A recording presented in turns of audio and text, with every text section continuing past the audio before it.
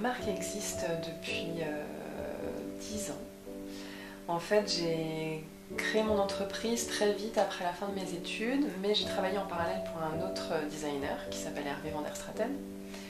Et je me suis occupée de ses collections de bijoux pendant plusieurs années. J'ai toujours eu envie de fabriquer des choses avec mes mains. Je trouve ça incroyable de pouvoir donner naissance à des objets. Alors, le concept de ma marque, l'idée c'était de faire des bijoux qu'on ne voyait pas ailleurs. Moi j'ai appris à travailler le métal. L'école que j'ai faite c'est une école de joaillerie. Donc j'ai appris toutes les techniques pour travailler le métal ou la cire qui serait après amenée à être fondue en métal. Et j'aimais le côté lumineux de l'or, mais j'avais envie que ce soit accessible, donc j'ai décidé de créer des bijoux en laiton qui sont dorés à leur fin pour la plupart, ou argentés, et de travailler des formes légères et douces et voluptueuses. J'avais envie de légèreté, de volupté, de bijoux féminins et surtout de travailler des volumes. Et avec le laiton, c'est ça qui est hyper chouette, c'est que c'est très léger, donc hyper confortable, même si on fait des pièces énormes, des gros sautoirs. Voilà, je voulais des choses qui prennent de l'espace tout en restant hyper légères. Travailler le métal, ça a été vraiment une découverte passionnante et je me souviens très bien du premier jour où j'ai soudé et de voir le métal chauffer et de voir la soudure briller au moment où ça prend, c'était magique. Le laiton est donc une matière très agréable à travailler parce que elle possède toutes les qualités ou contraintes techniques des métaux précieux, mais donc déjà il y a un souci de coût qui, pour une collection de bijoux fantaisie, est quand même un avantage, et de légèreté qui me permet de travailler des pièces assez volumineuses qui seraient quand même beaucoup plus difficiles à porter en or au niveau du poids. Ça pèserait assez vite lourd. Donc voilà, le laiton c'est ma matière de prédilection et après les métaux précieux aussi parce que c'est pas du tout la même luminosité, au toucher c'est différent, il n'y a pas du tout la même masse volumique. Donc voilà, on a un autre rapport au précieux qu'à la fantaisie, mais la fantaisie ça reste quand même hyper confortable à porter et ce côté, comme on dit, qui dure dans le temps. Voilà. Quelque chose de précieux et de solide. Il y a ce côté solide qui m'importe. Mes sources d'inspiration, il y en a beaucoup, mais à la fois je pense essentiellement la nature, voilà, la terre, le feu, l'eau, il y a beaucoup de choses. J'ai un thème qui s'appelle Au fil de l'eau et qui représente des formes qui seraient comme façonnées par le courant. C'est toujours des formes irrégulières et ouais, à chaque fois j'essaye de donner des noms à mes thèmes et c'est souvent autour de l'air, du feu.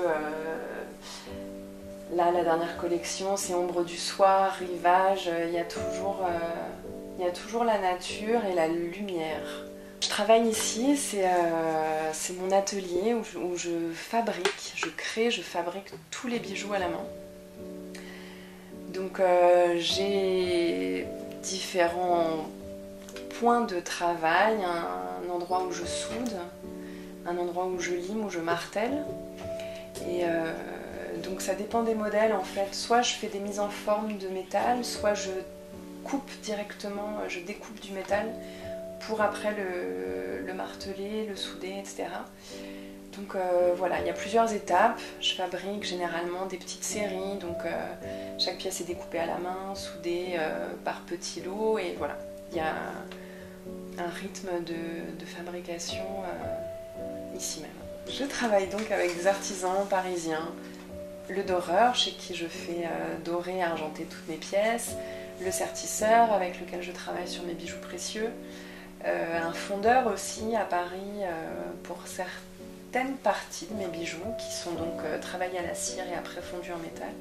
Donc mon doreur, c'est une entreprise qui a le label de patrimoine vivant, c'est-à-dire qu'il utilise des techniques anciennes qui sont préservés.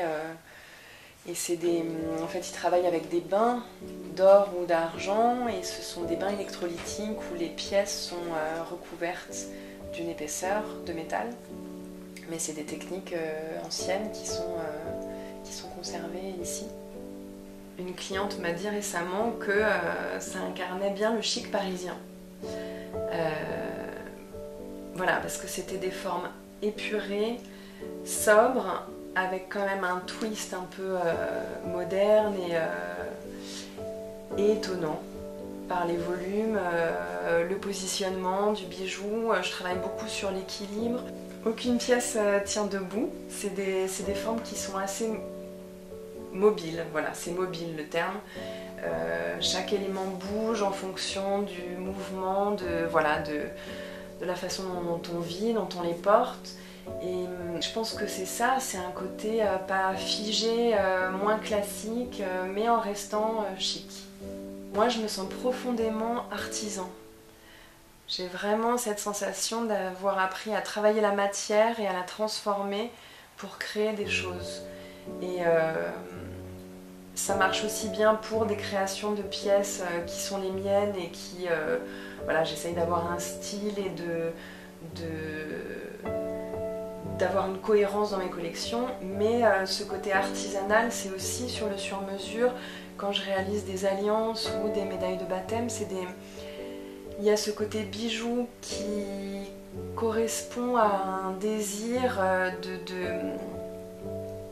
de longévité, de quelque chose qui va durer dans le temps, un bijou offert pour une occasion qui symbolise quelque chose. Et pour moi, c'est vraiment ça l'artisanat, c'est de donner vie à des idées et en même temps vraiment le côté matière. Être artisan à Paris, c'est défendre un savoir-faire ancien. C'est vraiment des techniques qui existent depuis la nuit des temps en fait, ce que je fais. Même dans l'Antiquité, on travaillait le métal de la même manière en fait. Et ça, je trouve ça assez fascinant. C'est des choses qui se perdent pas. Alors voilà, aujourd'hui, il y a plein de techniques révolutionnaires pour fabriquer des trucs avec une imprimante 3D. Je trouve ça fantastique et en même temps, moi, c'est le côté matière et la main, quoi, le geste qui compte. J'ai effectivement des modèles phares, notamment du thème au fil de l'eau. C'est un des premiers thèmes qui a connu un vrai succès à la fois commercial, à la fois dans la presse. Ce sont des formes irrégulières qui sont très mobiles et qui sont assez élégantes. Il y a eu aussi beaucoup de parutions, et notamment sur le Vogue France, d'un collier astré, qui est une pièce très forte, faite de filaments tous travaillés à la main, martelés, et c'est comme un rayon de soleil autour du cou.